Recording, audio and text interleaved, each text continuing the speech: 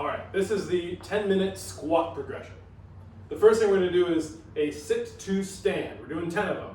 And the name is exactly what it is. You're literally just gonna sit down and stand back up.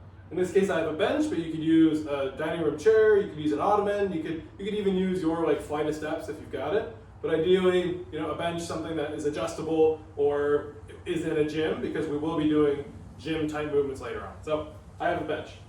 I'm going to start with my feet right underneath me. The bench is behind me, but not too far. It's also not too close where I'm trying to touch it the whole time. That's going to change how you move. We just want it to be close. I promise, the bench isn't going to get up and walk away. It's back there, it's behind you. Take a look, I see it. Okay, here we go. I'm going to sit down, and I'm going to stand back up. That's a sit to stand. That's exactly what it is. You just sit down, stand back up. Just try not to use your hands, because then this is an arm exercise and not a leg exercise. Make sure that you're just sitting down and standing back up. The next movement is a Cossack Squat. If you've already seen the single leg progression, you've seen this one before. We're going to take a wide stance, and you're going to drop down into, again, what appears to be an air squat, a normal squat, but just on one side. So that means as you go down, your chest is going to stay up, your knee goes out, drive straight back up. I like to put my arms out for a little bit of help, a little bit of counterbalance, drive straight back up. Feel free to start kind of shallow and then get deeper and deeper as you go. Most folks feel a good stretch on the inside of the thigh, and that's sort of the limiter. Feel free to just get deeper and deeper and deeper as you do this one.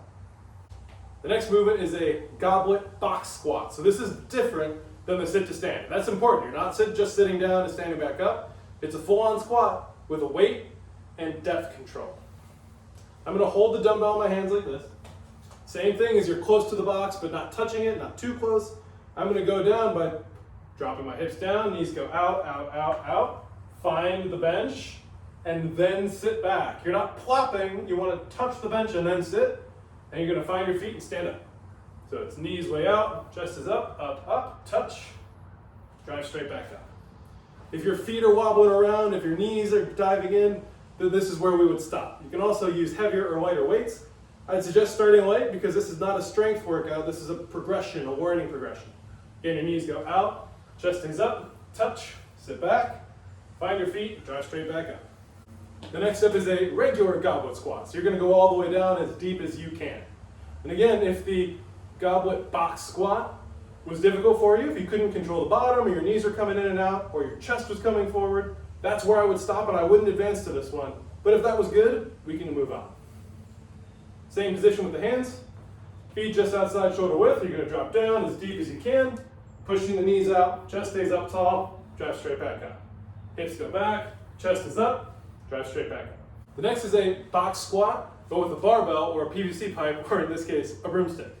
It's going to go on your back, so it's sitting right on top, sitting right on top of your shoulders, not on your neck and not down low, just right on top of the meat of your traps, your neck muscles.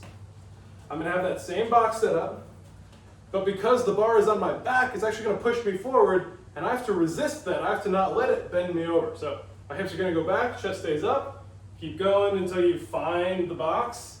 But notice I'm bent over a little bit more than I was before. In this case, not a big deal, because the bar is still over the middle of my foot.